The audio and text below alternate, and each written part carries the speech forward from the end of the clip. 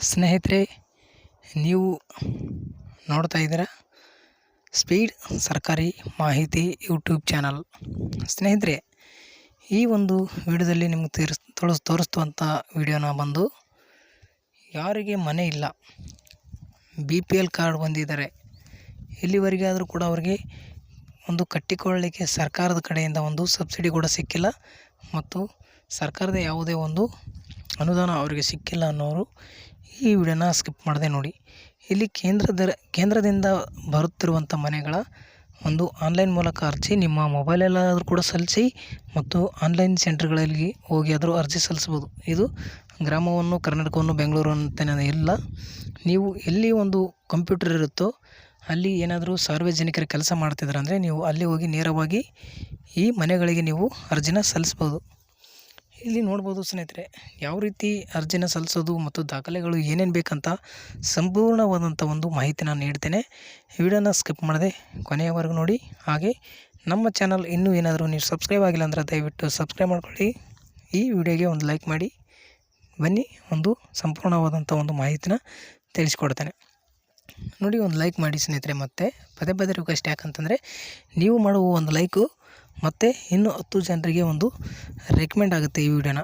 ಆ ಒಂದು ಕಾರಣದಿಂದ ನಿಮಗೆ ಲೈಕ್ ಮಾಡಿ ಅಂತ ನಿಮ್ಮಲ್ಲಿ ರಿಕ್ವೆಸ್ಟ್ ಮಾಡ್ತೇನೆ.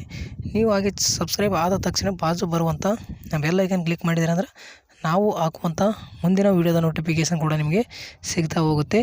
ಆಗ ನೀವು ನೋಡ್ಬೋದು ಸ್ನೇಹಿತರೆ. ಬನ್ನಿ, ಇಲ್ಲಿ ನೋಡ್ಬೋದು ನೀವು ಪ್ರಧಾನ ಮಂತ್ರಿ ಆವಾಸ್ ಯೋಜನೆ ಅರ್ಬನ್ 2.0 ಅನ್ನೋ ಒಂದು ಹೊಸ ವೆಬ್ಸೈಟ್ ಓಪನ್ ಮಾಡಿ ಇಲ್ಲಿ ಅರ್ಜಿ ಸಲ್ಲಿಸಲಿಕ್ಕೆ ಅವಕಾಶನ ಮಾಡಿಕೊಡಲಾಗಿದೆ. ಇಲ್ಲಿ ನೋಡ್ಬೋದು, ಈ ರೀತಿಯಾದಂಥ ಒಂದು PMAY ಅರ್ಬನ್ 2.0 ಅಂತ ಸರ್ಚ್ ಮಾಡಿದರೆ ನಿಮಗೆ ಈ ರೀತಿಯಾದಂಥ ಒಂದು ವೆಬ್ಸೈಟ್ ಓಪನ್ ಆಗುತ್ತೆ. ಇದರಲ್ಲಿ ಬಂದು ಬಳಕೆದಾರರ ಕೆಲವೊಂದಿಷ್ಟು ಸೂಚನೆಗಳನ್ನು ನೀಡಲಾಗಿರುತ್ತೆ. ಆ ಸೂಚನೆಗಳು ನೀವು ಓದಿಕೊಂಡು ಇಲ್ಲೇ ಕೆಳಗೆ ಬಂದರೆ ನಿಮಗೆ ಇಲ್ಲಿ ಸಂಪೂರ್ಣವಾದಂಥ ಒಂದು ಸೂಚನೆ ಇರುತ್ತೆ. ನೀವು ಇದನ್ನು ಓದ್ಕೊಂಡ್ರೆ ನಿಮಗೂ ಕೂಡ ಒಂದು PM ಆವಾಸ್ ಯೋಜನೆಯ ಮಾಹಿತಿ ತಿಳಿಯುತ್ತೆ. ನಿಮಗೇನು ಅದೇನು ಬೇಕಾಗಿಲ್ಲ ನಮಗೆ ಅಂದರೆ ಇಲ್ಲಿ ನೋಡಿ ಕೆಳಗಡೆ ಬಂದು ಮುಂದುವರಿಯಲು ಕ್ಲಿಕ್ ಮಾಡಿರಿ ಅಂತ ಇರುತ್ತೆ. ಅದ್ರ ಮೇಲೆ ಜಸ್ಟ್ ನೀವು ಕ್ಲಿಕ್ ಮಾಡ್ಕೊಳ್ಬೇಕು. ಇದ್ರ ಮೇಲೆ ಕ್ಲಿಕ್ ಮಾಡಿದರೆ ಇಲ್ಲಿ ನೋಡಿ ಮೊಟ್ಟ ಮೊದಲಿಗೆ ಏನು ತೋರಿಸ್ತಾರೆ ಅಂದರೆ, ಮೊಟ್ಟ ಮೊದಲಿಗೆ ಅಗತ್ಯವಿರುವಂಥ ಒಂದು ದಾಖಲೆಗಳು ಏನು. ಈಗ ಪ್ರಧಾನ ಮಂತ್ರಿ ಆವಾಸ್ ಯೋಜನೆಗೆ ನೀವು ಅರ್ಜಿ ಸಲ್ಲಿಸ್ಬೇಕಂದ್ರೆ ನಿಮ್ಮ ಹತ್ರ ಕೆಲವೊಂದಿಷ್ಟು ದಾಖಲೆಗಳು ಇರಬೇಕಾಗುತ್ತೆ. ನೋಡಿ, ಮೊದಲಿಗೆ ಪ್ರಧಾನ ಮಂತ್ರಿ ಆವಾಸ್ ಯೋಜನೆದ ಅರ್ಬನ್ 2.0 ಯೋಜನೆಯಡಿ ನಿಮ್ಮ ಬೇಡಿಕೆಯನ್ನು ಸಲ್ಲಿಸಲು ಮೊದಲು ದಯವಿಟ್ಟು ನೀವು ಈ ಕೆಳಕಂಡ ದಾಖಲೆಗಳು ಸಿದ್ಧಗೊಳಿಸಿರಿ ಎಂದು ಖಚಿತಪಡಿಸಿಕೊಳ್ಳಿ ಅಂತ ಕೊಟ್ಟಿರುವಂಥದ್ದು. ಇಲ್ಲಿ ನೋಡ್ಬೋದು, ಅರ್ಜಿದಾರರ ಒಂದು ಆಧಾರ್ ವಿವರ, ಆಧಾರ್ ಸಂಖ್ಯೆ, ಆಧಾರ್ ಪ್ರಕಾರ, ಹೆಸರು, ಹುಟ್ಟಿದ ದಿನಾಂಕ. ಇದು ಮೊಟ್ಟ ಮೊದಲಿಗೆ ನೀವು ಇರಬೇಕು. ನಿಮ್ಮ ಆಧಾರ್ ಸಂಖ್ಯೆ ನಿಮ್ಮಲ್ಲಿ ಇತ್ತು ಅಂತಂದರೆ ಇಷ್ಟು ಇರುತ್ತೆ. ಮತ್ತು ಕುಟುಂಬದ ಸದಸ್ಯರ ಒಂದು ಆಧಾರ್ ವಿವರ ಮತ್ತು ಆಧಾರ್ ಪ್ರಕಾರ, ಹೆಸರು, ಅವರು ಡೇಟ್ ಆಫ್ ಬರ್ತ್ ಅವ್ರದ್ದು ಕೂಡ. ಅಂದರೆ ಎಕ್ಸಾಂಪಲ್ ಹೇಳ್ಬೇಕಂದ್ರೆ, ಅವರು ಒಂದು ಕುಟುಂಬದಲ್ಲಿ ಎಷ್ಟು ಜನ ಇರ್ತಾರೆ BPL ಕಾರ್ಡಲ್ಲಿ ಅಷ್ಟು ಜನರ ಒಂದು ಆಧಾರ್ ಕಾರ್ಡ್ ಬೇಕಂತ ಹೇಳ್ತಾ ಇರುವಂಥದ್ದು. ಇಲ್ಲಿ ಆಧಾರ್ನೊಂದಿಗೆ ಲಿಂಕ್ ಆಗಿರುವಂಥ ಒಂದು ಬ್ಯಾಂಕು ಮತ್ತು ಇಲ್ಲಿ ನೋಡ್ಬೋದು ಆಧಾರ್ನೊಂದಿಗೆ ಲಿಂಕ್ ಮಾಡಲಾದ ಅರ್ಜಿದಾರರ ಸಕ್ರಿಯ ಬ್ಯಾಂಕ್ ಖಾತೆ ಮತ್ತು ಇವರ ಖಾತೆ ಸಂಖ್ಯೆ ಮತ್ತು ಬ್ಯಾಂಕ್ ಹೆಸರು ಮತ್ತು IFSC ಕೋಡ್. ಅಂದರೆ ಇದು ನೇರವಾಗಿ ಹೇಳ್ಬೇಕಂದ್ರೆ ನಿಮ್ಮ ಒಂದು ಒರಿಜಿನಲ್ ಪಾಸ್ಬುಕ್ ನಿಮ್ಮಲ್ಲಿ ಇರಬೇಕಾಗುತ್ತೆ. ಇದು ಒಂದು ಮತ್ತು ಆದಾಯ ಪ್ರಮಾಣ ಪತ್ರ. ನಿಮ್ಮ ಹತ್ರ ಆದಾಯ ಪ್ರಮಾಣ, ನಿಮ್ಮ ಇನ್ಕಮ್ ಕ್ಯಾಸ್ಟ್ ಸರ್ಟಿಫಿಕೇಟ್ನ ಇರಲೇಬೇಕಾಗುತ್ತೆ. ಮತ್ತು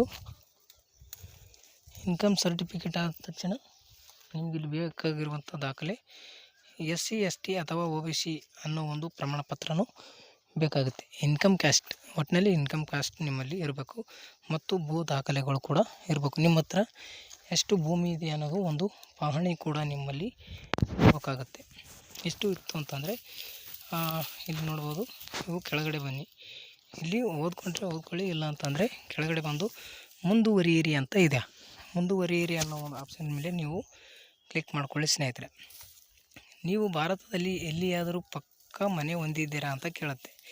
ನೀವು ಹೌದು ಅಂದರೆ ಹೌದು ಅನ್ನಿ, ಇಲ್ಲ ಅಂದರೆ ಇಲ್ಲ ಅಂತ ಸೆಲೆಕ್ಟ್ ಮಾಡಿಕೊಂಡು ಕಳೆದ 20 ವರ್ಷಗಳಲ್ಲಿ ಕೇಂದ್ರ ರಾಜ್ಯ ಸರ್ಕಾರದ ಯಾವುದೇ ವಸತಿ ಯೋಜನೆಯಡಿ ಪ್ರಯೋಜನ ನೀವು ಪಡೆದಿದ್ದೀರಾ ಅಂತ ಕೇಳ್ತಾ ಇರುವಂಥದ್ದು. ಇಲ್ಲಿ ಹೌದು ಇದ್ದರೆ ಹೌದು ಅನ್ನಿ, ಇಲ್ಲಾಂದರೆ ಇಲ್ಲೊಂದು ಪರಿಶೀಲನೆಗೆ ಒಳಪಡಿಸ್ಬೇಕು ನೀವು. ಇಲ್ಲಿ ನೋಡ್ಬೋದು, ನಿಮಗೆ ಅರ್ಹತೆ ಪರಿಶೀಲನೆ ಆಗಿರುತ್ತೆ. ನೀವು ಮನೆ ವಾರ್ಷಿಕದ ಆದಾಯ ಎಷ್ಟು ಅನ್ನೋದು ನೀವು ಈ ಕಾಲಮ್ದಲ್ಲಿ ಹಾಕಬೇಕಾಗುತ್ತೆ. ನಿಮಗೆ ಎಷ್ಟು ಆದಾಯ ಬರುತ್ತೆ ವರ್ಷದಲ್ಲಿ ಅಂತ ನೀವು ಇದನ್ನು ಹಾಕಬೇಕಾಗುತ್ತೆ ಸ್ನೇಹಿತರೆ. ಇಲ್ಲಿ ಎಷ್ಟು ಅಂತ ಈಗ ಪ್ರತಿಯೊಂದು 32,000 ಬರ್ತಾ ಇರುವಂಥದ್ದು. ಪ್ರತಿಯೊಬ್ಬರ ಒಂದು ಇಲ್ಲಿ BLC ಅಂತಲೇ ಸೆಲೆಕ್ಟ್ ಮಾಡ್ಕೊಳ್ಳಿ. ಮಿಷನ್ ಘಟಕವನ್ನು ಆಯ್ಕೆ ಮಾಡಿ ಅಂತ ಹೇಳುತ್ತೆ. ಇಲ್ಲಿ BLC, AHP ಮತ್ತು ISS ಅಂತ ಇದೆ. ಇದರಲ್ಲಿ BLC ಅಂತ ನೀವು ಸೆಲೆಕ್ಟ್ ಮಾಡಿಕೊಂಡು ಇಲ್ಲಿ ಇಲ್ಲ ಅನ್ನೋದೊಂದು ಸೆಲೆಕ್ಟ್ ಮಾಡ್ಕೊಂಡು ಕಳೆದ 20 ವರ್ಷಗಳಲ್ಲಿ ಯಾವುದಾದ್ರೂ ಇದು ಅದೇ ಹೇಳಿದ್ನಲ್ಲ ಅದೇ ಬಂದಿದೆ. ಮತ್ತು ಇಲ್ಲಿ ಪರಿಶೀಲನೆಗೆ ನೀವು ಕೊಡಬೇಕಾಗುತ್ತೆ. ಕೊಟ್ಟ ಮೇಲೆ ನೋಡಿ ಸ್ನೇಹಿತರೆ, ಇಲ್ಲಿ ಈ ರೀತಿಯಾಗಿ ಮತ್ತೆ ನಿಮಗೆ ಒಂದು ಆಪ್ಷನ್ಸ್ ಬಂದಿದೆ. ದಯವಿಟ್ಟು ಸ್ಕಿಪ್ ಮಾಡಬೇಡಿ ನೋಡಿ. ಸಂಪೂರ್ಣವಾಗಿ ವಿಡಿಯೋ ನೋಡಿದರೆ ನಿಮಗೆ ಗೊತ್ತಾಗುತ್ತೆ ಇದೇನು ಹೇಳ್ತಾ ಇದ್ದಾರೆ ಅಂತ. ಸ್ಕಿಪ್ ಮಾಡಿದರೆ ನಿಮಗೂ ಮಾಹಿತಿ ಅಗತ್ಯವಿದ್ದರೆ ಮಾತ್ರ ನೋಡಿ. ಏನಾದರೂ ಅರ್ಜಿ ಸಲ್ಲಿಸಬೇಕಂತ ಅಂದ್ಕೊಂಡಿದ್ರೆ ನೋಡಿ, ದಯವಿಟ್ಟು ನೋಡಿ. ಈ ರೀತಿಯಾಗಿ ಬಂತು. ಆಧಾರ್ ದೃಢೀಕರಣಕ್ಕೆ ಸಮ್ಮತಿ, ಆಧಾರ್ ಸಂಖ್ಯೆ ಹಾಕಿ ಅಂತ ಹೇಳ್ತಾ ಇರುವಂಥದ್ದು. ಇಲ್ಲಿ ನೀವು ಆಧಾರ್ ಸಂಖ್ಯೆನ ಕೊಡಬೇಕು ಸ್ನೇಹಿತರೆ. ನಿಮ್ಮ ಒಂದು ಆಧಾರ್ ಸಂಖ್ಯೆ ಕೊಡಿ. ಈ ರೀತಿ ನಾನು ಒಂದು ಆಧಾರ್ ಸಂಖ್ಯೆನ ಕೊಟ್ಟು ಇಲ್ಲಿ ಕೆಳಗಡೆ ಆಧಾರ್ನಲ್ಲಿ ಇರುವಂಥ ಒಂದು ಹೆಸರನ್ನು ನಾನು ಕೊಡ್ತೀನಿ ನೋಡಿ. ಈ ರೀತಿಯಾಗಿ ಆಧಾರ್ನಲ್ಲಿ ಯಾವ ರೀತಿ ಇರುತ್ತೋ ಅದೇ ರೀತಿಯಾಗಿ ನೀವು ಕೊಡಬೇಕಾಗತ್ತೆ.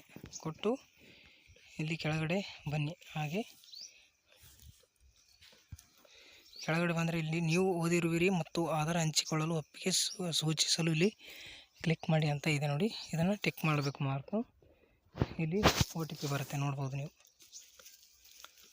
ಒಂದು OTP ಬರುತ್ತೆ. ನಿಮ್ಮ ಒಂದು ಲಿಂಕ್ ಯಾವ ಆಧಾರ್ ಕಾರ್ಡ್ಗೆ ಯಾವ ಒಂದು ನಂಬರ್ ಲಿಂಕ್ ಇರುತ್ತೋ ಆ ಒಂದು OTP ಬರುತ್ತೆ.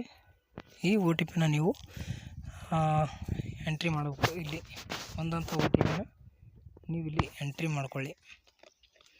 ನಿಮ್ಮ ಆಧಾರ್ ಸಂಖ್ಯೆಗೆ ಲಿಂಕ್ ಇರುವಂಥ ಮೊಬೈಲ್ ನಂಬರ್ಗೆ OTP ಬರುತ್ತೆ ಸ್ನೇಹಿತರೆ. ಇದು ನೋಡ್ಬೋದು. ಬಂದಂಥ OTPನ ಇಲ್ಲಿ ನೀವು ಹಾಕಿ ಸಲ್ಲಿಸೋದ್ರ ಮೇಲೆ ಕ್ಲಿಕ್ ಮಾಡಿ. ಸಲ್ಲಿಸಿ ಅಂತ ಇರುತ್ತೆ ನೋಡಿ. ಸಲ್ಲಿಸಿ ಅನ್ನೋದ್ರ ಮೇಲೆ ಕ್ಲಿಕ್ ಮಾಡಿಕೊಳ್ಳಿ.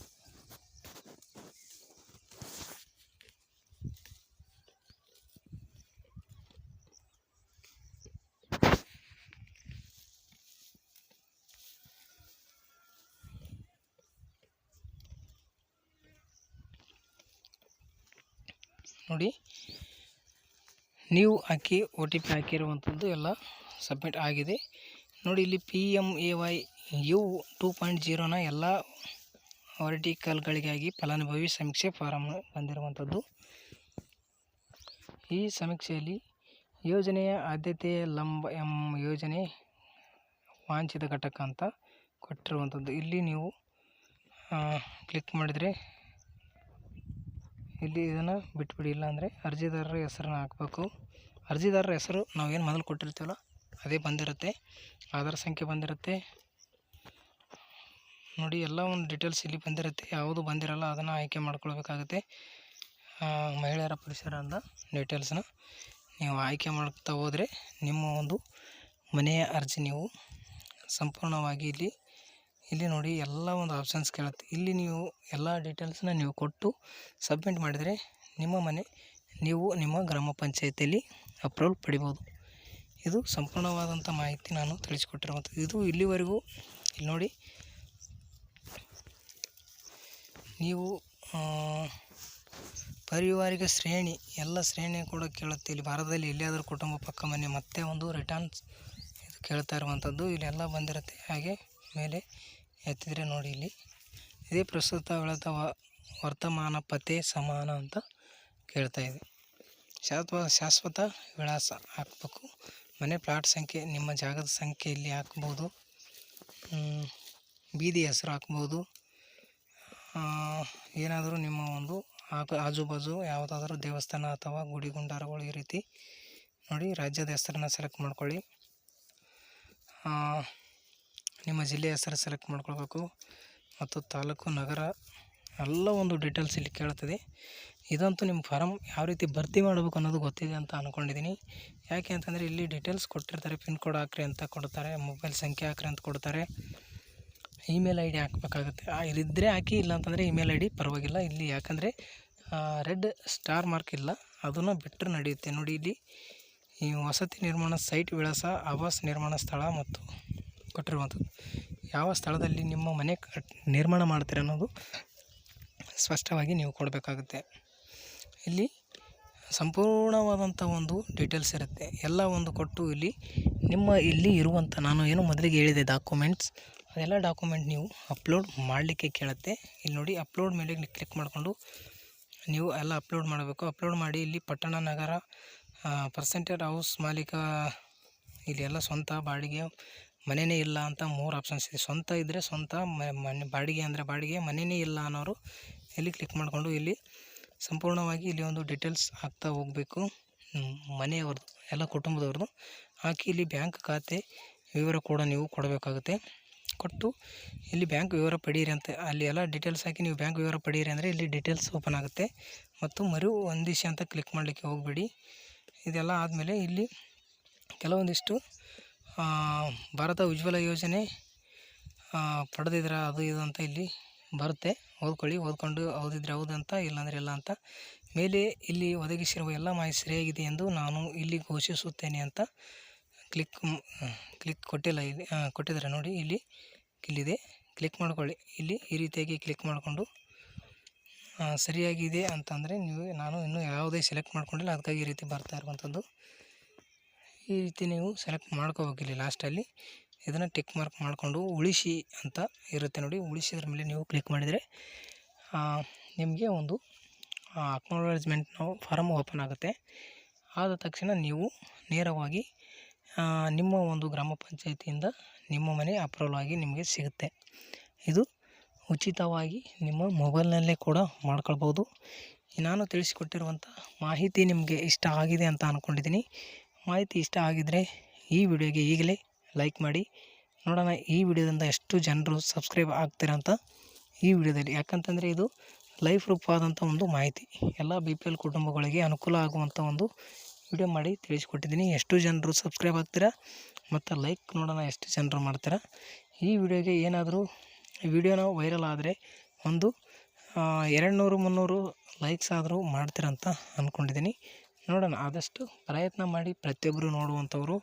ಇದೇ ರೀತಿ ಇನ್ನೂ ನಾನು ಇದು ಪ್ರಧಾನ ಮಂತ್ರಿ ಆವಾಸ್ ಯೋಜನೆ ಆಗಿರ್ಬೋದು, ಇನ್ನೂ ಗ್ರಾಮ ಪಂಚಾಯತಿಯಲ್ಲಿ ಸಂಬಂಧಪಟ್ಟಂಥ ಕೆಲವೊಂದಿಷ್ಟು ಮಾಹಿತಿಗಳು ಕೂಡ ತಿಳಿಸ್ತೇನೆ. ಹಾಗೆ ಸರ್ಕಾರದ ಪ್ರತಿಯೊಂದು ಯೋಜನೆಗಳು ಯಾವುದೇ ಒಂದು ಸಾರ್ವಜನಿಕರಿಗೆ ಉಪಯೋಗ ಆಗುತ್ತೋ ಆ ವಿಡಿಯೋಗಳು ಪ್ರತಿಯೊಂದು ನಾನು ಇಲ್ಲಿ ನಿಮಗೆ ತಿಳಿಸ್ಕೊಡ್ತಾ ಹೋಗ್ತಿರ್ತೀನಿ. ಅದಕ್ಕಾಗಿ ಸಬ್ಸ್ಕ್ರೈಬ್ ಆಗೋದು ಮರಲಿಕ್ಕೆ ಹೋಗಬೇಡಿ. ಬಾಜು ಬರುವಂಥ ಬೆಲ್ಲೈಕನ್ ಕೂಡ ಕ್ಲಿಕ್ ಮಾಡಿದೆ ಮರಿಬೇಡಿ ಅಂತ ಹೇಳ್ತಾ ಈ ವಿಡಿಯೋನ ಮುಗಿಸ್ತಾ ಇದ್ದೀನಿ. ವಿಡಿಯೋನ ಕೊನೆಯವರೆಗೆ ನೋಡೋದಕ್ಕಾಗಿ ಧನ್ಯವಾದಗಳು. Thank you.